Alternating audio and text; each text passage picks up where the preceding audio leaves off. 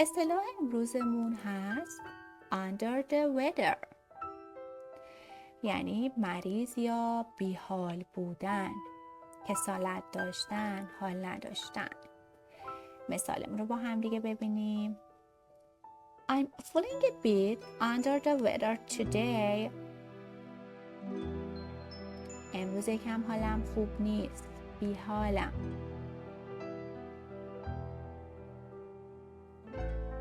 She was under the weather, so she stayed home.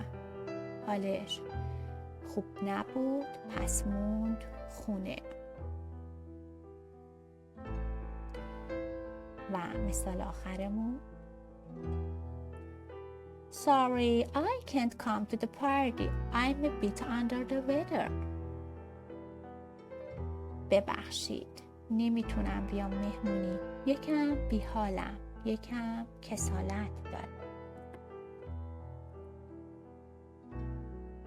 خب، اینم از اصطلاح امروزمون. اگر برات مفید یا جدید بود حتما توی کامنت ها به هم بگو و تو هم یه مثال بزن.